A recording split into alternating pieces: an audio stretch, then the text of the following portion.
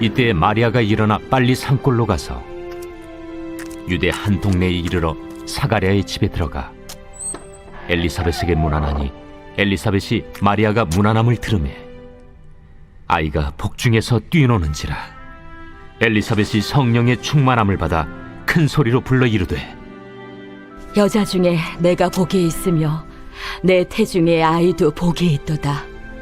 내 주의 어머니가 내게 나아오니 이 어찌 된 일인가. 보라, 내 문안하는 소리가 내 귀에 들릴 때에 아이가 내 복중에서 기쁨으로 뛰놀았도다. 주께서 하신 말씀이 반드시 이루어지리라고 믿은 그 여자에게 복이 있도다. 내 영혼이 주를 찬양하며 내 마음이 하나님 내 구주를 기뻐하였음은 그의 여종의 비천함을 돌보셨음이라. 보라, 이제 후로는 만세에 나를 복이 있다 일컬으리로다. 능하신 이가 큰 일을 내게 행하셨으니 그 이름이 거룩하시며 긍휼하심이 두려워하는 자에게 대대로 이르는도다. 그의 팔로 힘을 보이사 마음의 생각이 교만한 자들을 흩으셨고 권세 있는 자를 그 위에서 내리치셨으며 비천한 자를 높이셨고 줄이는 자를 좋은 것으로 배불리셨으며 부자는 빈손으로 보내셨도다. 그 종 이스라엘을 도우사 긍휼히 여기시고 기억하시되 우리 조상에게 말씀하신 것과 같이 아브라함과 그 자손에게 영원히 하시리로다. 마리아가 석 달쯤 함께 있다가 집으로 여러분 반갑습니다. 오늘도 큐트로연은 기막힌 하루입니다. 본 말씀 누가복음 1장 39절부터 56절의 말씀입니다. 오늘 세례 요한의 어머니 엘리사벳이 마리아를 향해 복이 있다라고 말하고 있습니다. 자, 왜 마리아는 복이 있는 여인입니까? 먼저 첫 번째로 말씀대로 믿기에 복이 있습니다. 자, 오늘 45절의 말씀에 주께서 하신 말씀이 반드시 이루어지리라고 믿는 그 여자에게 복이 있도다 라고 합니다. 자, 세례 요한의 어머니 엘리사벳이 주께서 하신 말씀이 반드시 이루어지리라고 믿는 그 여자에게 복이 있다고 합니다. 그 여자가 누구입니까? 마리아입니다. 자, 마리아는 처음에는 이 천사로부터 받은 말씀을 도저히 믿을 수가 없었습니다. 남자를 알지 못하는 이 처녀인 자신의 몸에 아이가 잉태되었다는 것도, 더군다나 잉태된 그 아이가 바로 메시아라는 것도 도무지 아무것도 믿을 수가 없었습니다.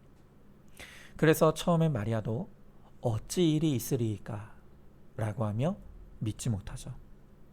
그러나 결국 이 마리아는 38절에서 말씀대로 내게 이루어질 것입니다 라고 하며 말씀대로 믿기로 작정을 합니다. 자, 그러자 오늘 엘리사벳은 이렇게 말씀대로 믿고자 하는 마리아가 복이 있다고 하는 것입니다. 여러분 정말 그렇습니다. 우리가 성경을 진리라고 알고 있지만 이 말씀 안에는 우리가 정말 인간의 이성으로는 도저히 받아들일 수도 없고 이해할 수 없는 말씀들로 가득 차 있습니다.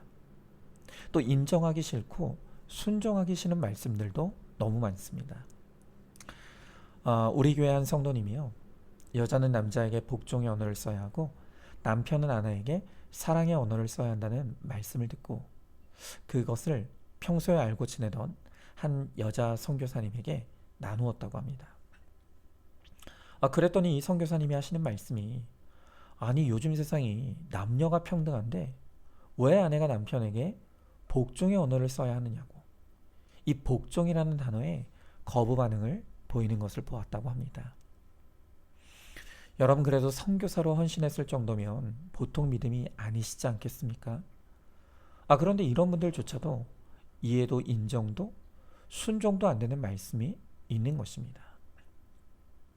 여러분, 그러나 우리가 내 이성과 상식, 또 옳고 그름과 좋고 싫음으로 말씀을 취사 선택한다면 과연 우리가 성경에서 받아들일 수 있는 말씀이 몇 개나 되겠습니까? 여러분, 그런 태도로 말씀을 대하면 결코 말씀의 복을 누리지 못합니다. 이 하나님의 말씀 앞에서 내 상식, 옳고 그름, 이 좋고 싫음을 내려놓고 오직 이 말씀을 하나님의 말씀으로 믿고 그 권위에 복종과 순종으로 나아갈 때 하나님께서 이 말씀대로 믿는 자에게 복을 주십니다.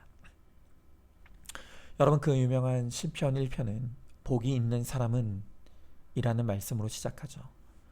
그러면서 2절에 보니까 오직 여호와의 율법을 즐거워하여 그 율법을 주야로 묵상하는 사람이 복이 있다고 가르쳐주고 있습니다. 그리고 이어지는 3절에서는 그가 하는 모든 일이 형통할 것이라고 합니다. 여러분, 그러니까 내 인생의 형통함은 내가 잘나고 못난 것으로 좌우되는 것이 아니라 말씀을 묵상하느냐 안 하느냐에 좌우된다는 것입니다. 여러분, 지금 내 인생이 형통이 아닌 불행하다고 느껴지십니까? 그 이유가 내 생각과 판단을 앞세우고 내 기대와 욕심을 우상삼아 내 마음대로 사느라 말씀대로 믿고 살지 않았기 때문이라는 것을 깨달아야 합니다. 그러므로 이제는 우리도 마리아처럼 하나님께서 어떤 말씀을 주시더라도 그것을 나에게 주시는 말씀으로 믿고 받아 그 말씀에 오직 복종과 순종으로 나아가십시오. 그러면 주님께서 반드시 우리의 인생을 말씀대로 이루어지는 형통의 은혜를 주실 것입니다. 자, 한번 질문해 봅니다. 말씀을 큐티하면서 여전히 믿어지지 않고 순종이 안 되는 말씀은 어떤 것입니까? 하나님께서 나에게 복종과 적용을 요구하시는 것이 무엇이라고 생각하고 있습니까? 자, 두 번째로 내 비천한 것을 아는 것이 복이 있는 것입니다. 자, 오늘 48절에 그의 여종의 비천함을 돌보셨습니다. 보라, 이제 후로는 만세의 날을 복이 있다 일컬으리로다 그랬습니다.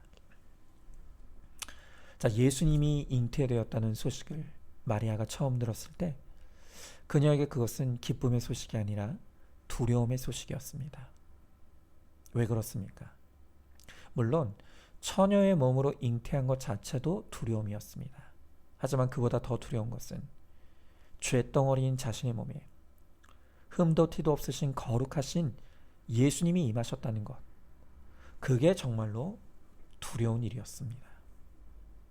여러분, 여전히 천주교에서는 이 마리아를 성모라고 칭하면서 마치 아무 흠도 티도 없는 완벽하고 특별한 존재인 것처럼 추앙을 합니다.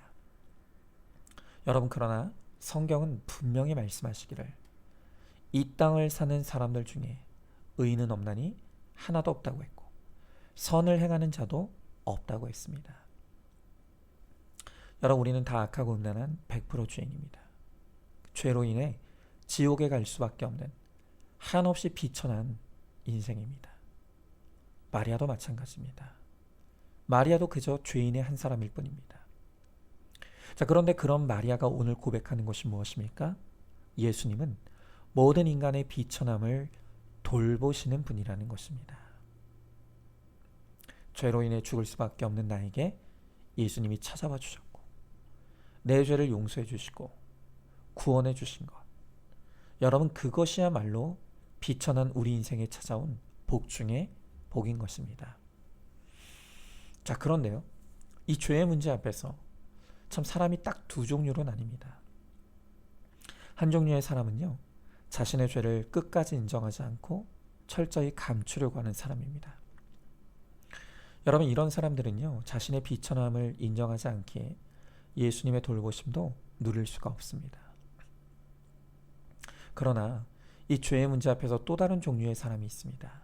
그들은 100% 죄인인 자신의 비천함을 인정합니다. 또 자기의 죄를 자백하며 회개합니다. 바로 이런 사람에게 예수님은 자비와 용서를 베풀어 주시고 그의 영혼을 돌봐 주셔서 구원해 주시고 또 거룩하게 변화시켜 주시는 것입니다. 자, 여러분은 이 죄의 문제 앞에서 어떻게 반응하고 있습니까?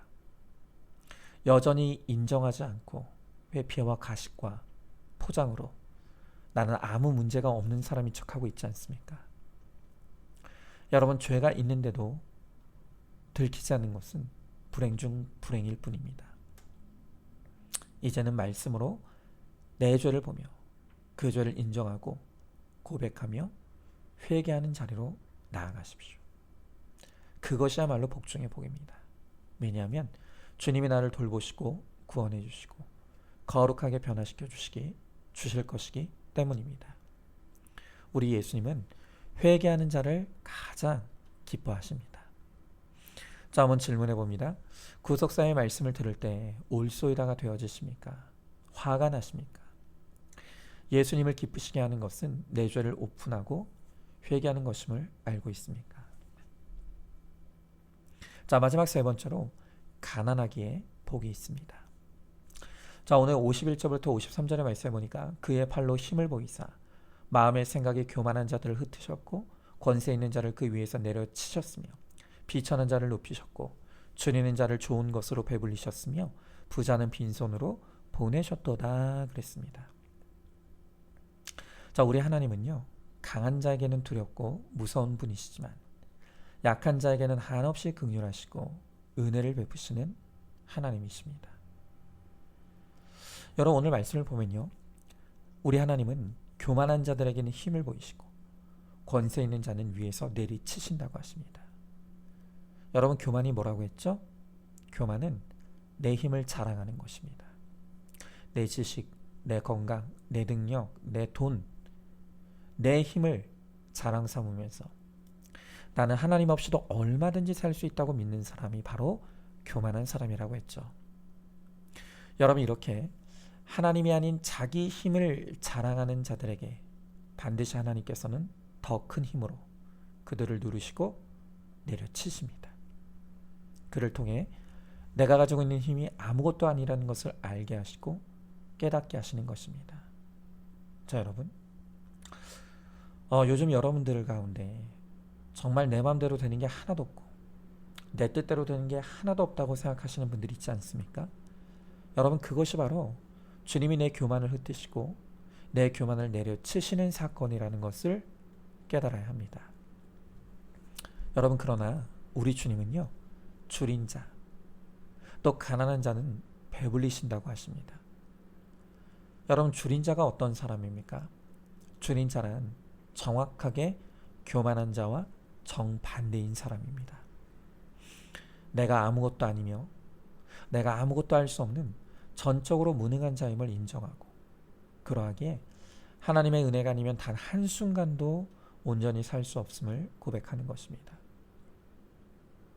자, 이렇게 은혜의 주인 자를 하나님은 그분의 은혜로 배부르게 해주신다고 약속해 주시죠.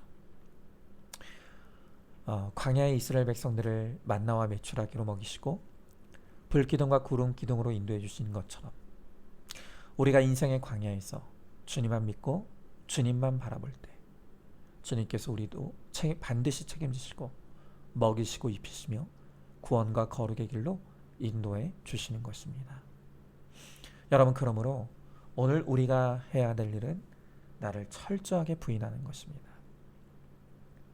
내 안에 가득한 나의 죄된 자아는 완전히 죽어지고 오직 내 안에 계시는 예수님만 인정하고 예수님만 믿고 예수님만 의지함으로 내가 죽어 예수가 살아 정말 우리가 인생을 마칠 때는 모든 것이 주님의 은혜였음을 고백하는 은혜로 배부른 우리 모두가 되기를 간절히 소망합니다. 자, 한번 질문해 봅니다. 내 인생, 내 가정, 내 자녀 누구 덕이라고 생각하십니까? 입으로는 하나님의 은혜를 고백하지만 내 공로와 생색을 주장하고 있지는 않습니까? 나의 전적 무능을 인정하고 하나님의 은혜를 구할 때 하나님께서 은혜로 배부르게 해주실 것을 믿습니까? 자, 오늘도 1월 13일 보석상자입니다. 내게 주신 가족과 종족을 따라 영혼 구원을 위해 힘쓸 때 직분이 아닌 영적인 열매로 하나님께 계수되는 축복의 인생을 살 수 있습니다. 아멘. 우리 함께 기도하겠습니다. 주님, 오늘 주님께서 이 마리아를 향해 여인 중에 복되다 라고 말씀하십니다. 이 마리아가 복된 여인인 이유는 그녀가 말씀대로 믿었기 때문이라고 하십니다. 또한 내 죄의 비천한 것을 온전히 깨달았기 때문이라고 말씀하십니다.